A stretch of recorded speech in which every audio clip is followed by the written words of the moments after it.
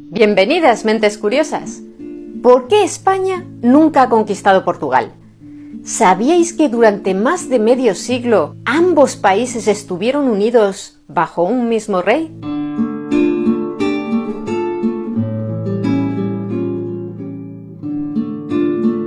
Algunos de vosotros, en los comentarios de vídeos anteriores, nos habéis preguntado por qué España, siendo un país mucho más grande y poblado que Portugal, nunca ha conquistado a su vecino ibérico, especialmente en la época de las grandes exploraciones de África y América, cuando ambos competían por sumar nuevos territorios a sus respectivos imperios.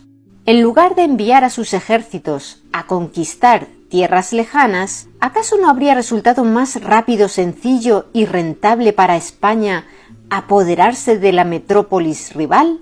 Hay historiadores que responden a esa pregunta señalando que España ya intentó conquistar Portugal en varias ocasiones y siempre fracasó. Otros rechazan esa afirmación, argumentando que España, en los conflictos armados que libró contra Portugal a lo largo de la historia, en realidad nunca tuvo intención de conquistarla, dando a entender entre líneas que de haber querido, habría podido hacerlo. Como suele suceder, la relación histórica entre ambos países es mucho más compleja de lo que se puede expresar en una sola frase. Antes de proseguir, queremos manifestar nuestra simpatía y afecto por el pueblo portugués, tan similar al español. Portugal es un país hermano con el que, como veremos, compartimos mucha más historia de la que nos diferencia.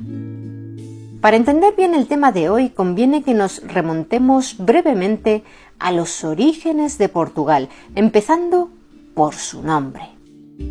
Durante la Segunda Guerra Púnica, que enfrentó a Roma y Cartago a finales del siglo III a.C., las tropas romanas atravesaron la península ibérica y alcanzaron cerca de la desembocadura del río Duero en el Atlántico, en su orilla izquierda, un pequeño asentamiento celta que los griegos ya conocían y al que llamaban Cale. Los romanos lo ampliaron y, dada su función como puerto, lo llamaron Portus Cale. Hacia el final de la época imperial, aquella ciudad, germen de las actuales Oporto, en la margen derecha del Duero, y Vilanova de Gaia, en la margen izquierda, ya se extendía por ambas orillas y, gracias a su ubicación estratégica, se convirtió en un nexo clave entre las provincias romanas situadas al norte y el sur del Duero, Galaequia y Lusitania respectivamente. En algún momento indeterminado, el nombre de Portus Cale se contrajo y popularizó como Portucale, un topónimo que con el tiempo pasó a designar toda la región circundante. En el año 409, el pueblo germánico de los suevos, tras cruzar las Galias y adentrarse en la península ibérica a través de los Pirineos junto a los vándalos y los alanos, se asentaron en la provincia romana de Galaequia, cuyo nombre daría lugar con el paso de los siglos al de la actual comunidad autónoma española de Galicia, si bien los límites territoriales de esta son distintos a los de la época romana. Los suevos fundaron allí el conocido como Reino Suevo de Galaequia, con la ciudad de Brácara, la actual Braga, como capital. Aunque en una primera etapa aquel reino de los suevos se extendía por el sur hasta el río Tajo, en su momento de mayor expansión, hacia el año 455, sus dominios llegaron mucho más al sur, incluyendo Emérita, Hispalis e incluso Gades, es decir, las actuales Mérida, Sevilla y Cádiz. Sus vecinos más poderosos y temibles eran los visigodos, otro pueblo germánico. Y es que estos, al ser derrotados por los francos en la decisiva batalla de Bouillé, cerca de Poitiers, en el año 507, habían perdido sus aspiraciones a controlar las Galias y se concentraron en expandirse por la península ibérica. Los visigodos establecieron como su capital la ciudad de Toledo y, tras muchas batallas en el 585, tomaron Braga y se anexionaron el reino suevo. A partir de entonces, casi toda la península quedó bajo control visigodo. Hasta que llegaron los musulmanes en el 711, quienes rápidamente en apenas 10 años se hicieron con el control de casi toda la península ibérica, con la salvedad de algunos reductos en los Pirineos y en Asturias. Y fue allí donde surgió la primera entidad política cristiana de la península tras el desmoronamiento del reino visigodo de Toledo, el Reino de Asturias o Reino de los Astures, que muy lentamente fue arrebatando terreno a los musulmanes. Un siglo y medio más tarde, un caudillo asturiano llamado Vimara Pérez, vasallo del rey Alfonso III, fue enviado por este al Valle del Duero para expulsar de allí a los musulmanes. Vimara Pérez tuvo éxito en su campaña, que incluyó la conquista de Portucale, ya sabéis, la actual Oporto, y como premio, en el 868, Alfonso III lo nombró primer conde de aquella región, el condado de Portucale. Como curiosidad, os contaremos que aquel jefe militar, Vimara Pérez, también fundó una pequeña localidad fortificada cerca de Braga, a la que llamó Vimaranis, en honor a sí mismo.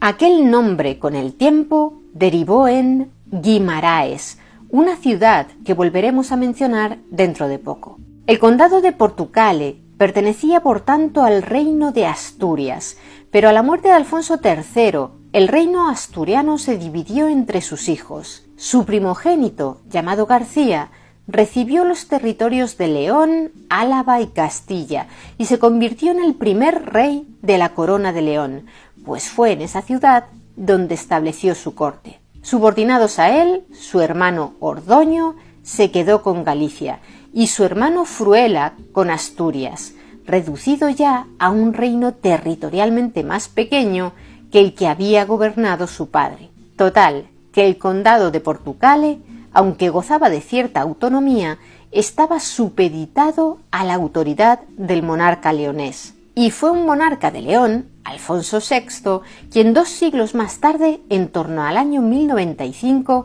daría pie sin saberlo al nacimiento del Reino de Portugal cuando decidió entregar el condado portucalense a un yerno suyo, Enrique de Borgoña, quien además era sobrino de la esposa del rey leonés, Constanza. ¿Por qué lo hizo?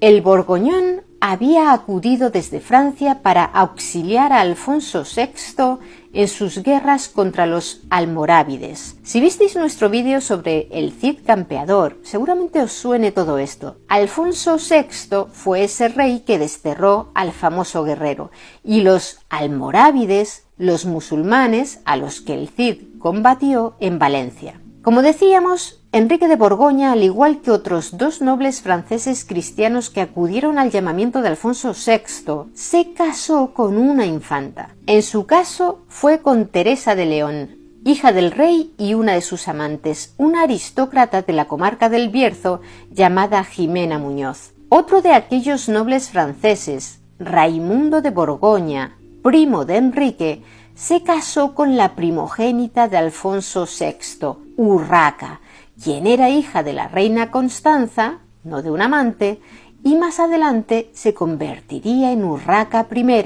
reina de León. Por cierto, no debemos confundir a esta monarca con doña Urraca, señora de Zamora, que era su tía.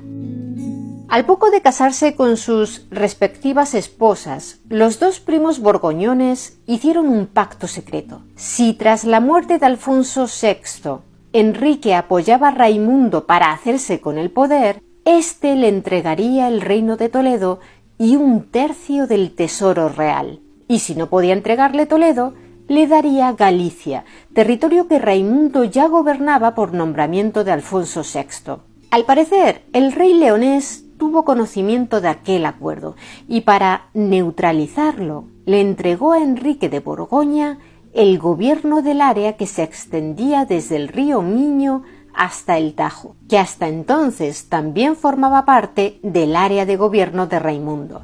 De ese modo, el poder de éste se vio reducido y ambos primos se convirtieron en rivales con intereses contrapuestos. Rompieron su pacto secreto y ambos trataron de ganarse el favor del rey. Eso sí, algunos historiadores modernos restan credibilidad a la historia del pacto secreto y opinan que la decisión de Alfonso VI fue meramente militar, para interponer frente a los musulmanes a un líder a quien consideraba más capaz que Raimundo. En cualquier caso, el territorio entregado al control de Enrique era mucho mayor que el condado de Portucale original. Por eso en la historiografía se suelen diferenciar ambos, llamando al segundo, al de Enrique, condado portucalense. Pues bien, Enrique estableció su residencia en la mencionada Guimaraes. ¿Recordáis? Aquella ciudad que llevaba el nombre de Vimara Pérez, y trabajó con ahínco por acrecentar la autonomía de su condado con respecto a la corona leonesa. Cuando falleció en el año 1112, el condado portucalense pasó a manos de su viuda, Teresa de León, quien lo gobernó durante la minoría de edad de su único hijo varón, Alfonso Enríquez. Ya sabéis que Enríquez significa hijo de Enrique. Durante su gobierno al frente del condado, Teresa de León se autodenominaba reina, lo que demostraba claramente sus ansias independentistas. Ocupó aquella posición durante 15 años, hasta que su propio hijo, Alfonso, la derrotó. ¿Su propio hijo? ¿Por qué? Pues porque Teresa se había aliado con el poderoso noble gallego Fernando Pérez, conde de Traba, con quien mantenía una relación amorosa y engendró 2 hijas. Fernando Pérez deseaba hacerse con el control del condado portucalense y debido a ello, Teresa rechazó entregar a Alfonso la herencia paterna que le correspondía. Madre e hijo entraron en una guerra abierta de la que salió victorioso Alfonso, quien derrotó con sus partidarios a las tropas de Teresa y las del conde de Traba en la batalla de San Mamede, un campo muy cercano a Guimaraes, en el año 1128. Alfonso Enríquez, o Enríquez en portugués, mudó su corte a Coimbra, más al sur, y 10 años de exitosas luchas contra los almorávides le permitieron agrandar considerablemente sus dominios. En 1139 derrotó una vez más a los almorávides en la importante batalla de Urique, en el sur de la península, y sus hombres lo aclamaron como rey. Alfonso Enríquez, quien contaba con el apoyo del arzobispo de Braga, Juan Peculiar, comenzó a usar el título de Rex Portugalensis, es decir, rey de los portucalenses o rey de los portugueses. Se convirtió así en Alfonso I de Portugal. Su reino sería reconocido como independiente de León 4 años más tarde, en el Tratado de Zamora, por el monarca leonés Alfonso VII, hijo de los ya por entonces difuntos Raimundo de Borgoña y la reina Urraca I de León. La confirmación definitiva de la independencia portuguesa llegaría en 1179, mediante una bula del Papa Alejandro III. En las décadas siguientes, los portugueses siguieron arrebatando territorios a los musulmanes, hasta que en 1249 tomaron las últimas ciudades que éstos conservaban en el Algarve. En 1255 Lisboa se convirtió en la capital portuguesa y en 1297 los reyes Dionisio I de Portugal y Fernando IV de Castilla firmaron el Tratado de Alcañices, que formalizó la frontera entre sus respectivos reinos. De ese modo quedaron configurados los límites geográficos de Portugal, que en la actualidad permanecen prácticamente iguales. Portugal, por tanto, completó la configuración de su país cuando la futura España todavía estaba dividida en varios reinos cristianos que seguían batallando contra los musulmanes para expulsarlos por completo de la península ibérica.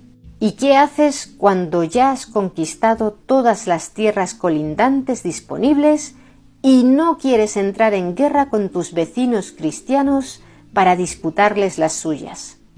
Dirigir la mirada hacia el mar.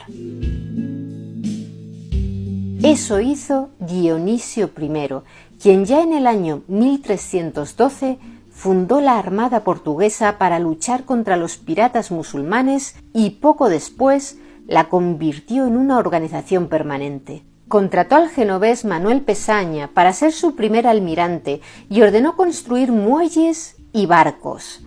A la muerte de Dionisio, su hijo Alfonso IV siguió apostando por la navegación, invirtiendo en la marina y también en aumentar la flota comercial. Ordenó las primeras misiones de exploración, algunas de las cuales llegaron a las Islas Canarias, pero la peste negra que azotó Europa a mediados del siglo XIV protagonizó brotes muy graves en Portugal en los años 1348 y 1362, lo que diezmó severamente la población y la economía y frenó las exploraciones, aunque por otro lado, el despoblamiento causado por la alta mortandad hizo que la actividad económica se concentrara en unas pocas ciudades costeras gracias al comercio y la pesca, lo que atrajo a ellas migración procedente del campo.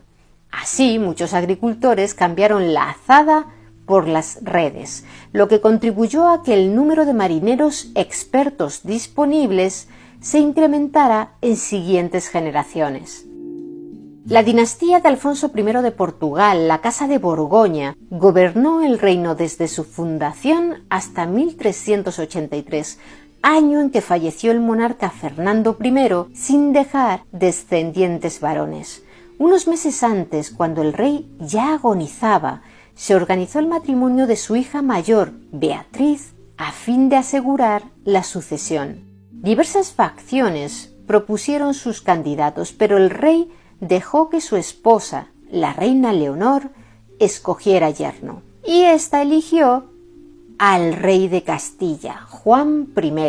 En las capitulaciones matrimoniales, portugueses y castellanos acordaron no mezclar los reinos, de modo que cuando el rey de Portugal muriese, la corona pasaría a su hija Beatriz y su nuevo esposo, pero en realidad el gobierno de Portugal permanecería en manos de la viuda del difunto, la reina Leonor, quien sería regente hasta que Beatriz tuviese un hijo varón que alcanzase la edad de 14 años para heredar la corona.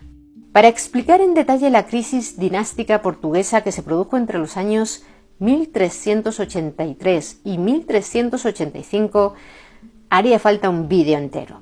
De manera muy resumida, Juan I de Castilla quiso ser proclamado públicamente como rey de Portugal, lo que encendió los recelos de la burguesía portuguesa, quienes temían dejar de ser independientes respecto a Castilla, y buena parte de la nobleza, ya que había varios posibles candidatos a heredar la corona, entre ellos 3 hijos de Pedro I de Portugal. Ya sabéis, aquel rey que consiguió que tras el cruel asesinato de su amada Inés de Castro se reconociera su supuesto matrimonio con la gallega, un episodio al que ya dedicamos un vídeo en el canal. El caso es que uno de esos hijos de Pedro I era un hijo ilegítimo llamado Juan, hijo de una plebeya, Teresa Lorenzo, que ostentaba el título de maestre de la orden militar de Avís. Al frente de un grupo de conspiradores, Juan de Avís asesinó al valido y amante de la reina Leonor, Juan Fernández de Andeiro, y en diversas ciudades como Lisboa, Oporto, Évora o Bella, el pueblo se alzó a favor de este hijo ilegítimo de Pedro I, aclamándolo como el candidato que defendería la libertad de Portugal mientras tomaban el control de los castillos locales. El rey castellano reunió un ejército y entró en Portugal. Ocupó la ciudad de Santarém para asegurar la corona de su esposa Beatriz y del hijo varón en común que suponía que algún día tendrían. Obligó a Leonor a renunciar a su puesto de regente e intentó tomar él las riendas del país. El 6 de abril de 1384, el ejército castellano fue derrotado por los partidarios de Avís en la batalla de Atoleiros, pero no fue una victoria decisiva. Juan de Castilla pudo retirarse hacia Lisboa y en mayo sitió la capital, bloqueó su puerto con una flota. No solo pretendía ahogar la economía de sus enemigos privándolos del comercio, sino que también quería entrar en Lisboa para que su esposa y él pudieran ser coronados allí como reyes de manera oficial y garantizarse así la legitimidad.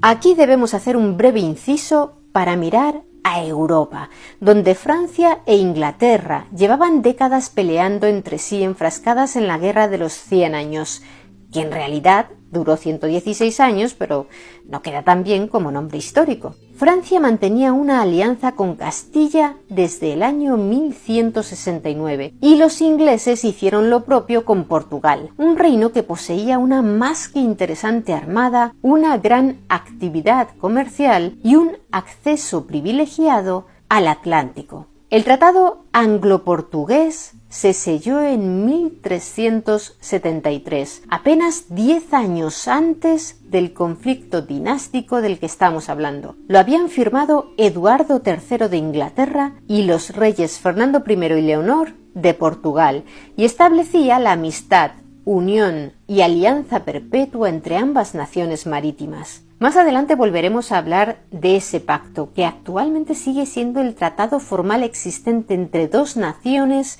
más antiguo del mundo, ya que fue renovado en numerosas ocasiones.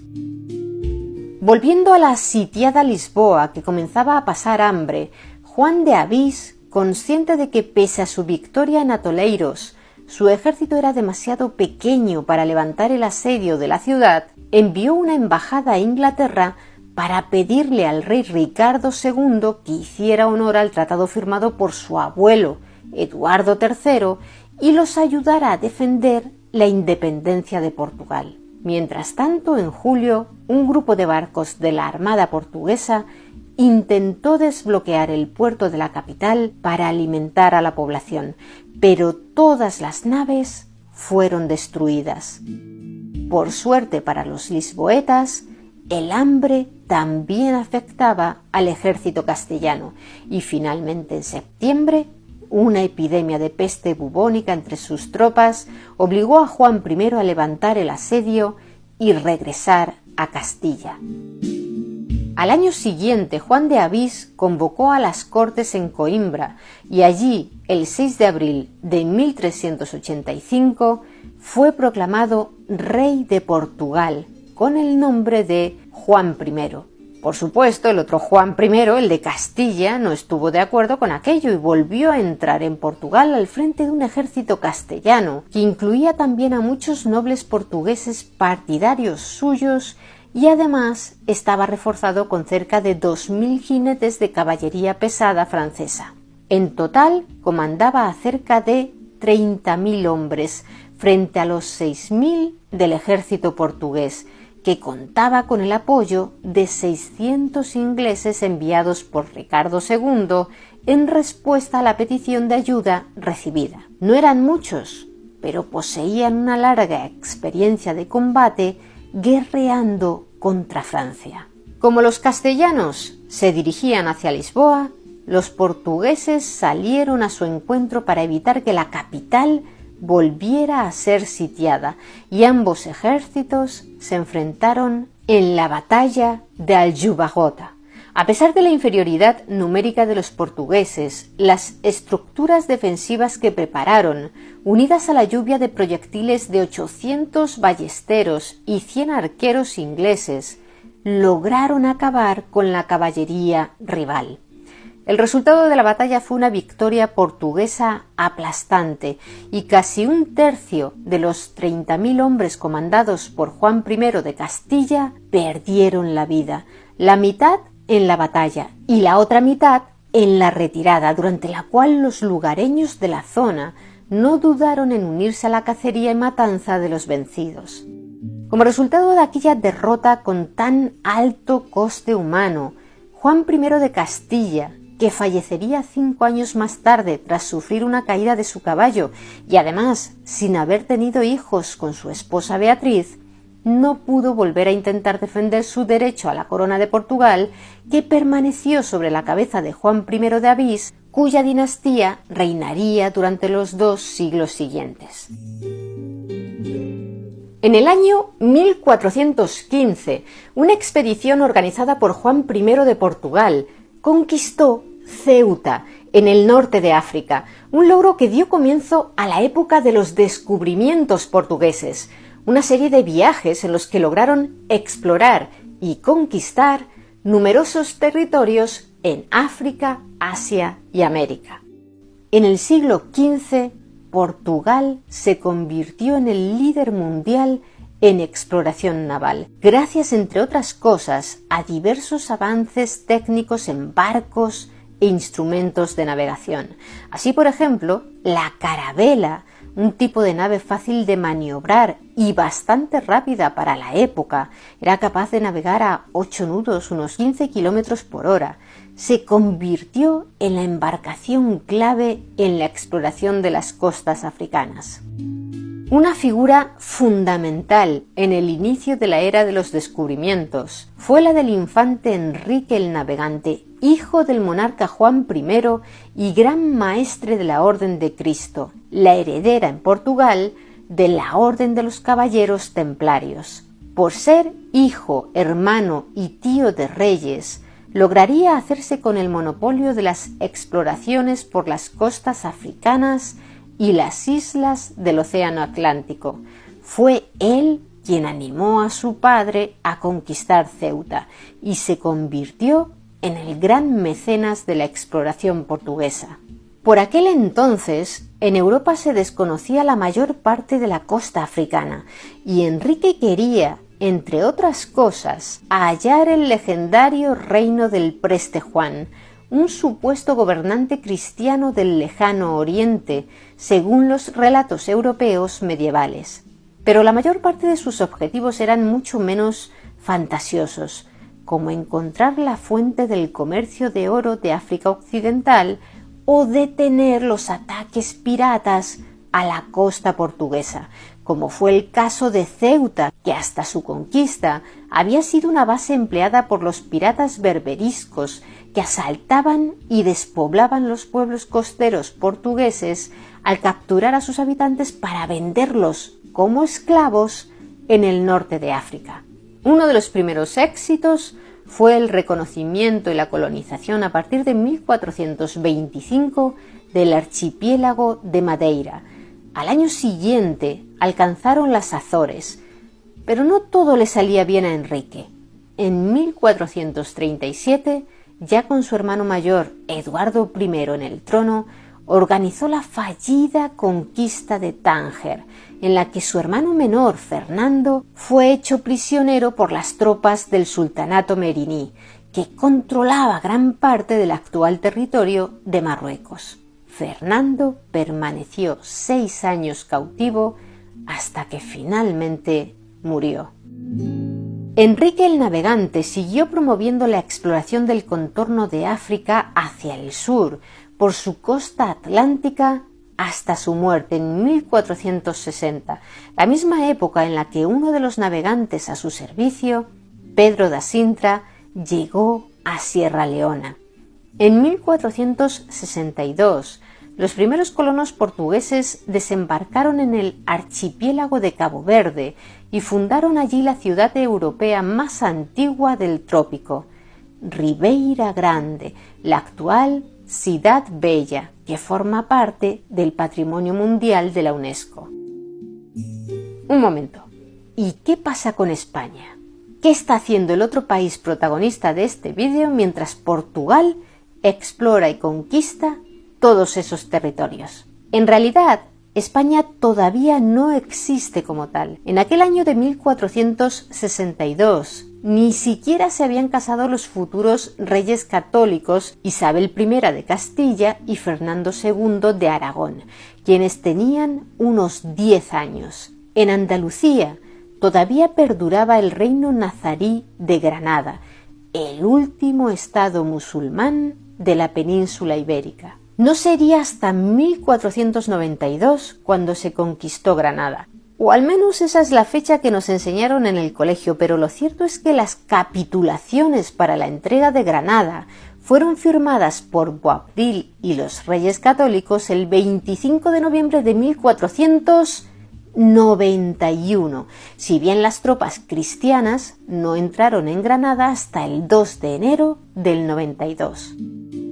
El debate acerca de cuándo nació España es largo y aún perdura. Unos defienden que se puede hablar de España desde que se consumó la unión dinástica de los reinos de Castilla y Aragón en 1479, ya que, aunque se casaron 10 años antes, no fue hasta ese año cuando ambos accedieron a sus respectivos tronos.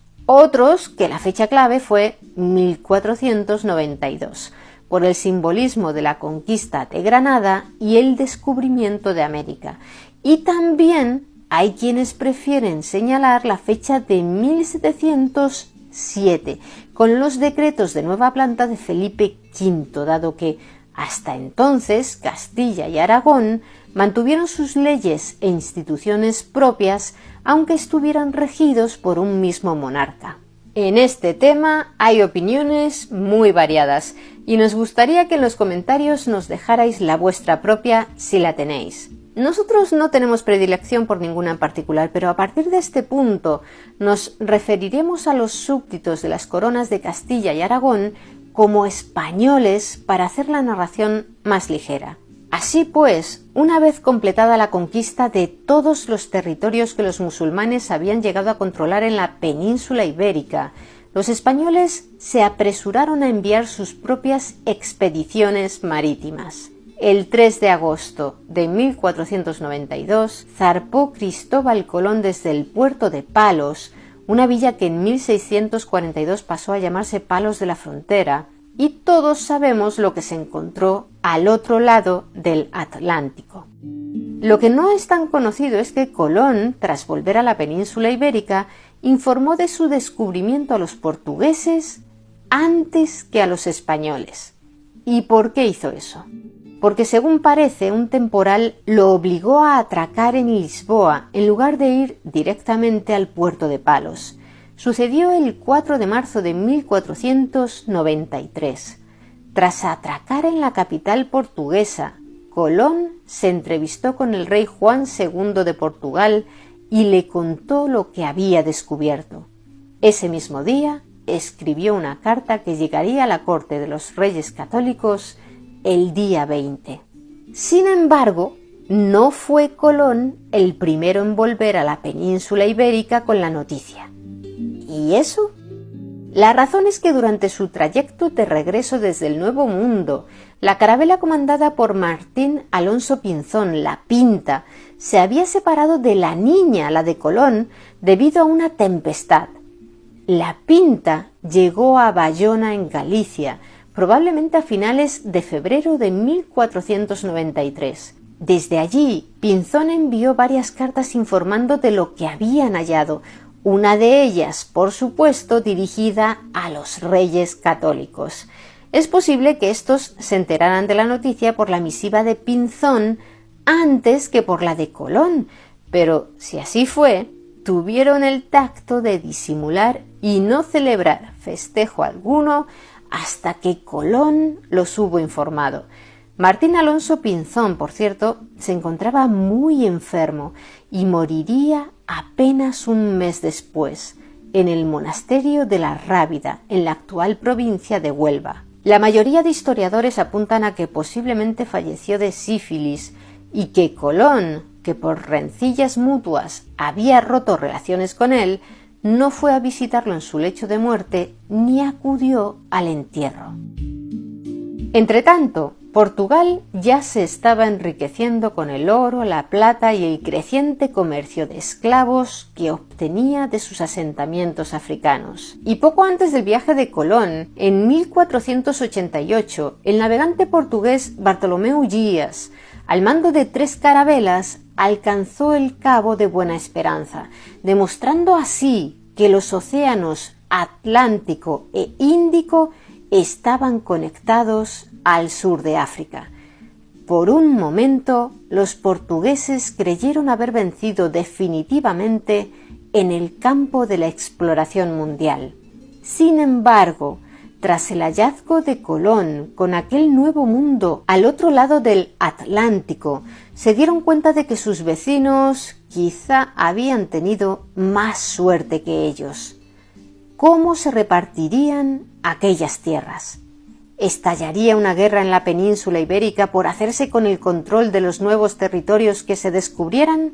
No era probable porque unos años antes, en 1479, los reyes católicos ya habían acordado con Alfonso V de Portugal, en el Tratado de Alcazovas, el reparto amistoso de las tierras descubiertas hasta entonces. La corona de Castilla se quedó con las Islas Canarias a cambio de reconocer el dominio de Portugal sobre Madeira, Azores y Cabo Verde, así como sobre Guinea y en general la costa africana. De manera que cuando tuvieron noticia de la existencia de un nuevo mundo, cuyas dimensiones reales aún desconocían, ni portugueses ni españoles escogerían pelear entre sí pudiendo llegar a acuerdos pacíficos. Como todos eran católicos, el Papa jugaba un papel fundamental para arbitrar aquel tipo de asuntos. Isabel y Fernando no perdieron el tiempo y lograron que el 3 de mayo de 1493 el sumo pontífice, que por entonces era Alejandro VI, promulgara un documento pontificio de menor entidad que una bula, por el cual se reconocía a los reyes católicos y a sus descendientes el derecho a poseer las tierras ya descubiertas o aquellas que descubrieran sus enviados, siempre que no perteneciesen ya a algún señor cristiano. Eso nos hace plantearnos una cuestión. Según ese texto, si los líderes de los distintos pueblos nativos americanos hubiesen afirmado ser cristianos al encontrarse con los conquistadores, ¿estos se habrían marchado y los habrían dejado en paz? Es otra pregunta sobre la que nos gustaría leer vuestra opinión en los comentarios.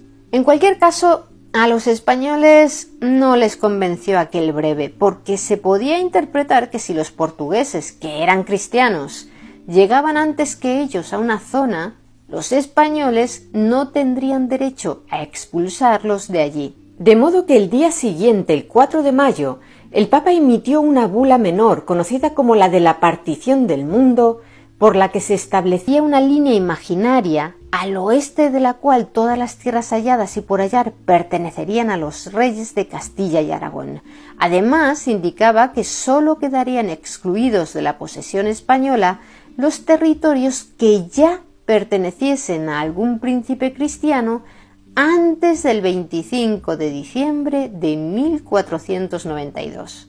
Esto suponía un cambio muy positivo para los intereses de los reyes católicos, porque significaba que ya daba igual quién explorara los confines del Nuevo Mundo. Todo lo que se hallase al oeste sería suyo. ¿Y cuál era esa línea? Ese meridiano que marcaba la zona de exclusividad española. La bula decía textualmente lo siguiente: la cual línea diste de cualquiera de las islas que se llaman vulgarmente de los Azores y Cabo Verde 100 leguas hacia occidente y el mediodía.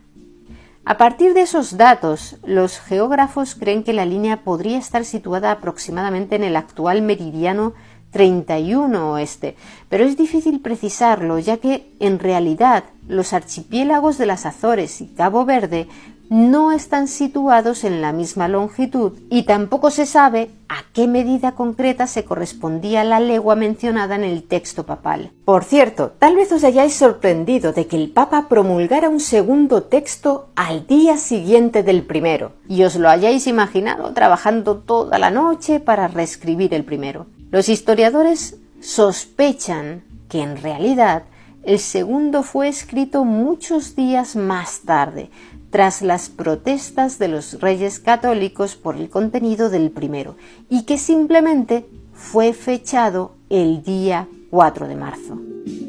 Los portugueses no se quedaron muy conformes con aquello y lograron que al año siguiente, el 7 de junio de 1494, los representantes de Isabel y Fernando firmaran en la villa castellana de Tordesillas un nuevo tratado por el cual aquella línea imaginaria estuviera situada a 370 leguas al oeste de las islas de Cabo Verde, en lugar de las 100 decretadas por el Papa. Aquella modificación resultó ser de gran relevancia 6 años más tarde, cuando el explorador portugués Pedro Álvares Cabral llegó a las costas brasileñas, ya que esa parte de América del Sur quedaba dentro del área concedida a Portugal.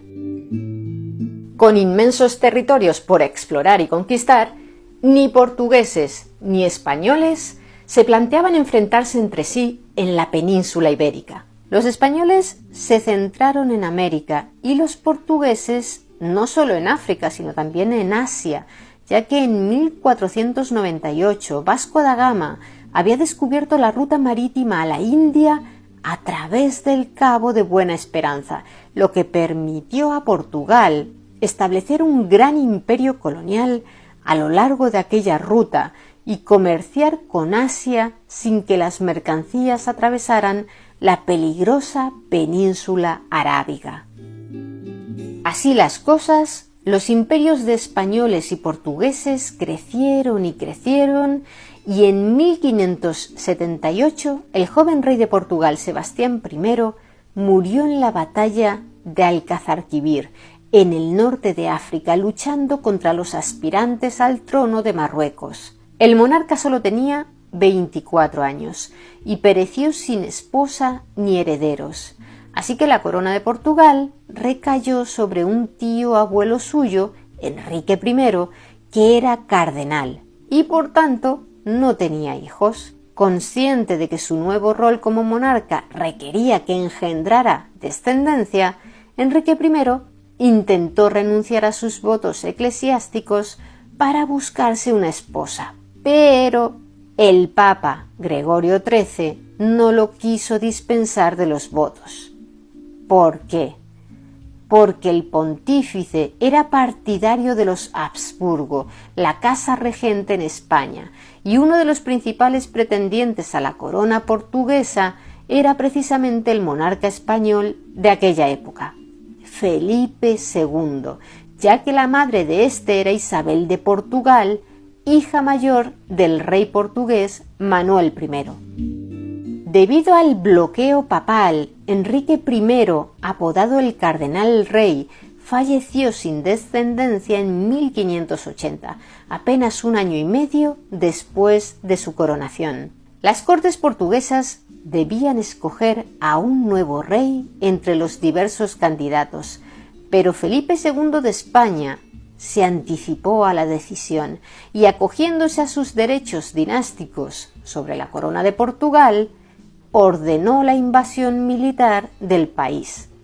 Un ejército de 35.000 hombres comandados por el duque de Alba entró en Portugal desde Badajoz por la localidad de Elvas, al tiempo que una gran flota zarpaba desde Cádiz rumbo a Lisboa. Otro de los pretendientes a la corona portuguesa, Antonio Prior de Crato, nieto del monarca Manuel I, se autoproclamó rey y trató de hacer frente a las tropas españolas, pero el ejército del duque de Alba, un experto militar que por entonces ya tenía 72 años, aplastó al de Antonio en la batalla de Alcántara. Aunque los portugueses casi doblaban en número a los españoles, la mayoría de ellos eran campesinos reclutados a toda prisa que no fueron rival para los veteranos tercios españoles. Una vez ocupado militarmente el país, Felipe II de España fue coronado rey el 25 de marzo de 1581 con el nombre de Felipe I de Portugal. Pero entonces, ¿España sí conquistó Portugal al menos una vez en la historia?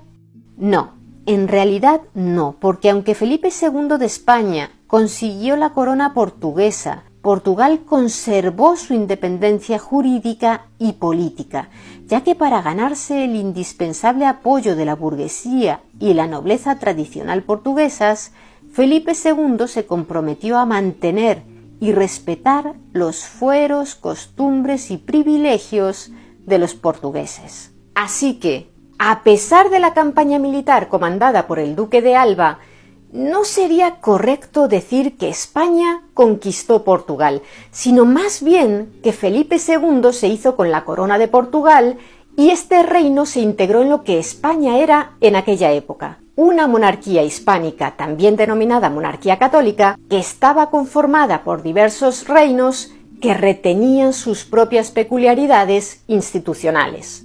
El monarca español actuaba como rey según la constitución política de cada reino, por lo cual su poder variaba de un territorio a otro. Si bien en áreas como las relaciones diplomáticas internacionales o la defensa, la corona de Castilla ocupaba un papel preeminente sobre el resto. Por ello, Portugal se vio arrastrada a participar en la Guerra de los 80 años, que en España es conocida como la Guerra de Flandes, y en los Países Bajos como la Guerra de Independencia de los Países Bajos. Los neerlandeses que luchaban contra las tropas del monarca español contaban con el apoyo de Inglaterra, que como recordaréis era un tradicional aliado de Portugal, pero la alianza entre ambos reinos quedó rota al luchar Portugal en el bando español. A consecuencia de ello, los neerlandeses y los ingleses atacaron muchas de las colonias portuguesas repartidas por todo el mundo, lo que perjudicó gravemente al imperio portugués y las riquezas que la metrópoli obtenía de sus colonias. Aquella unión dinástica bajo la Casa de Habsburgo, también llamada Casa de Austria, se prolongó hasta 1640, es decir, durante los reinados de los reyes españoles Felipe II, Felipe III y Felipe IV. Pero este último trató de recortar la autonomía de Portugal y los nobles portugueses, temiendo perder poder, aprovecharon la revuelta de los catalanes en 1640 para proclamar como su nuevo rey a Juan IV, el primer monarca de la dinastía de Braganza. Dio comienzo así la Guerra de Restauración Portuguesa, que enfrentó al Reino de España contra el de Portugal, que contaba con el apoyo de Francia e Inglaterra. Aquel conflicto duró casi 3 décadas, hasta que en 1668 se firmó el Tratado de Lisboa, por el que el rey Carlos II de España reconoció la soberanía de la Casa de Braganza sobre Portugal y sus posesiones coloniales. Una excepción destacada fue la de Ceuta, que prefirió mantenerse bajo la soberanía de los Austrias y desde entonces forma parte de España. Recuperada la independencia de Portugal, el Tratado Anglo-Portugués fue renovado, lo que resultaría decisivo para que España invadiera Portugal en 1762 en el marco de la Guerra de los 7 años. En aquel conflicto internacional, ni españoles ni portugueses deseaban enfrentarse, pero se vieron obligados a ello por sus respectivas alianzas con franceses y británicos. En España y Francia reinaban los Borbones, y el rey de Portugal, José I, estaba casado con otra Borbón, hermana del rey español, que por entonces era Carlos III. De modo que, cuando Gran Bretaña declaró la guerra a España, a principios de enero de 1762, Francia y España enviaron un ultimátum a Lisboa indicando que Portugal debía romper su alianza con los británicos y declararles la guerra, además de aceptar que un ejército español ocupara los puertos portugueses, incluyendo Lisboa y Oporto. Portugal respondió declarando la guerra a España y Francia el 18 de mayo y solicitó auxilio militar y financiero a Gran Bretaña. Y es que la situación de Portugal en aquel momento era pésima. El terrible terremoto que destruyó Lisboa en 1755 había matado a decenas de miles de personas y causado daños en gran parte de las fortalezas portuguesas. Además, los gastos de reconstrucción de la ciudad habían agotado las arcas del país, ya que para rematar, el flujo de oro que recibía desde Brasil llevaba años en un declive irreversible. A consecuencia de todo ello, Portugal no podía mantener un ejército competente, ya que sus soldados en 1761 llevaban año y medio sin recibir la paga y sobrevivían mendigando o delinquiendo. La antaño poderosa marina portuguesa había quedado reducida a 3 navíos de línea y un puñado de fragatas. A pesar de ello, las tropas españolas y francesas que invadieron Portugal hasta en 3 ocasiones durante aquel año de 1762 fueron siempre derrotadas por la alianza anglo-portuguesa. Pero el mérito no fue tanto de los militares portugueses como de la población rural y su feroz resistencia, especialmente en las zonas montañosas, así como de su estrategia de tierra quemada ante los avances de los ejércitos invasores para privarlos de suministros. 40 años más tarde, España se vería de nuevo arrastrada a la guerra contra Portugal por culpa de los franceses. Fue en 1801 cuando Napoleón, por entonces primer cónsul francés, exigió a Portugal que rompiera su tradicional alianza con el Reino Unido y cerrara sus puertos a los navíos británicos. Mediante la firma del Tratado de Madrid, Napoleón logró que España, gobernada por Manuel Godoy, valido del rey Carlos IV, se comprometiera a declarar la guerra a Portugal si ésta mantenía su apoyo a los británicos. Como el regente de Portugal, el futuro rey Juan VI, rechazó las pretensiones de Napoleón, el 20 de mayo de aquel año, tropas españolas apoyadas por Francia lanzaron una ofensiva para invadir la región del Alentejo, en el centro y sur de Portugal. Aquella campaña militar duró apenas 18 días, durante los cuales el ejército español, con Godoy al mando, ocupó más de una docena de poblaciones portuguesas y recibió el nombre de Guerra de las Naranjas porque Godoy envió un ramo de esas frutas a la reina María Luisa cuando estaba sitiando la localidad portuguesa de Elvas. Tras la firma de la paz en Badajoz el 6 de junio, España devolvió a Portugal todas las plazas menos Olivenza y Aldeia da Ribeira, la actual Villarreal, una pedanía de Olivenza. La polémica acerca de si Olivenza debería ser española o portuguesa todavía sigue viva en la actualidad, pero aquella fue la última ocasión en que españoles y portugueses lucharían entre sí.